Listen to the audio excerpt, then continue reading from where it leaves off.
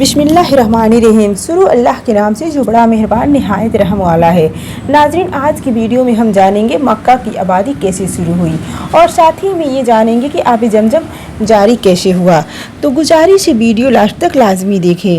تو شروع کرتے ہیں۔ ملک عرب سے شمال کی طرف ایک چھوٹا سا ملک فلسطین ہے۔ جب بابل کے کافر ایمان نہیں لائے تو حضرت ابراہیم علیہ السلام وہاں سے ہجرت کر گئے اور فلسطین میں آ کر آباد ہوئے۔ آپ کی دو بیویاں تھیں، ایک کا نام حضرت سارہ اور دوسری کا نام حضرت حاجرہ رضی اللہ تعالیٰ عنہا تھا۔ حضرت ابراہیم علیہ السلام کے بڑے صاحبزادے کا نام حضرت اسماعیل علیہ السلام ہے، جو حضرت حاجرہ رضی اللہ تعالیٰ عنہا کے مقدس بدن سے پیدا ہوئے، اور حضرت سارہ رضی اللہ تعالیٰ عنہا کے مبارک شکم سے حضرت اسحاق علیہ السلام پیدا ہوئے، جو حضرت ابراہیم علیہ السلام کے چھوٹے صاحبزادے ہیں۔ حضرت اسماعیل علیہ السلام ابھی ننھے شرکوار بچہ ہی تھے کہ اللہ تعالیٰ نے حضرت ابراہیم علیہ السلام کے پاس وحی بھیجی کہ اسماعیل اور حاجرہ کو مکہ پہنچا دو۔ اس زمانے میں مکہ کی سرزمین پر کوئی آبادی نہ تھی، آس پاس صرف ببول وغیرہ کے درخت تھے، باقی سنسان چٹیل میدان تھا اور پانی کا تو کوسوں نام و نشان نہ تھا۔ حکم الہی کے مطابق حضرت ابراہیم علیہ السلام نے حضرت اسماعیل اور حضرت حاجرہ رضی اللہ تعالیٰ عنہا کو ساتھ لیا اور فلسطین سے چل پڑے۔ جب مکہ کی سرزمین پر پہنچے تو سواری کو روکا اور ان دونوں حضرات کو ایک درخت کے نیچے اتارا، پھر حضرت حاجرہ کو ایک توشے دان میں کھجوریں اور ایک مشک پانی سپرد کر کے واپس روانہ ہوئے۔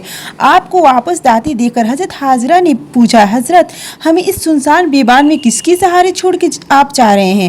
حضرت ابراہیم علیہ السلام نے اس بات کا نہ تو کچھ جواب دیا نہ مڑ کر دیکھا۔ جب کئی بار پوچھنے پر جواب نہ ملا تو حضرت حاجرہ نے عرض کی، کیا ہم دونوں کو اس طرح چھوڑ کر جانے کا حکم آپ کو اللہ تعالیٰ نے دیا ہے؟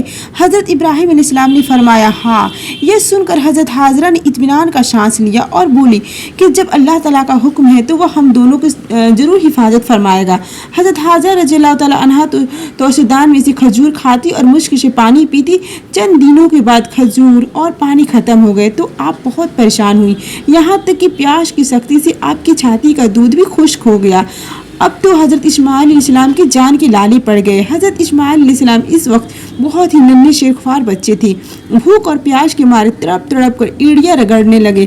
حضرت حاجرہ یہ دل دہلا دینے والا شمع دیکھ کر بےتاب ہو گئی، اپنے ننھے بیٹے کو تو وہی چھوڑا اور خود ادھر ادھر دوڑ کر پانی تلاش کرنے لگی۔ قریب ہی میں صفا اور مروہ نام کی دو پہاڑیاں تھیں، آپ دوڑ کر کبھی صفا پہاڑی پہ چڑھتی اور کبھی مروہ پہ جاتی اور دور دور تک نگاہ دوڑا کر پانی کی کھوج کرتی۔ اس طرح ان دونوں پہاڑوں کا آپ نے 7 مرتبہ چکر لگایا مگر پانی کا کہیں پتہ نہ چل سکا۔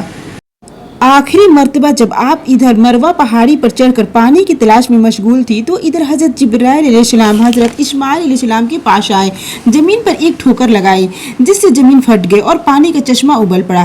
جب حضرت حاجرہ مایوس ہو کر واپس آئی تو حضرت اسماعیل علیہ السلام کے نزدیک ابلتا ہوا چشمہ دیکھ کر بہت خوش ہوئی۔ آپ نے سوچا کہیں ایسا نہ ہو کہ پانی ادھر ادھر بہہ کر ختم ہو جائے، اس لیے آپ اس چشمے کے کنارے کنارے دھول لے کر میڈک بناتی جاتی اور اپنی سریانی زبان میں کہتی جاتی جم جم، جس کی معنی یہ ہے کہ تھم تھم یعنی رک رک۔ بعد میں ہمیشہ کے لیے اس مبارک چشمے کا یہی نام پڑ گیا۔ پھر حضرت حاجرہ نے زمزم کا پانی خود پیا اور اپنے ننھے لاڈلے کو پلایا، جس سے دونوں کی جان میں جان پڑی اور بھوک پیاس ختم ہوئی۔ زمزم شریف کا پانی کا اثر یہ ہے کہ کھانے اور پینے دونوں کی جگہ کام کر دیتا ہے۔ مکہ سے واپس جانے کے بعد حضرت ابراہیم علیہ السلام کی دستور یہ تھا کہ آپ حضرت حاجرہ اور حضرت اسماعیل علیہ السلام کی دیکھ بھال کے لیے ہمیشہ مکہ میں تشریف لایا کرتے تھے۔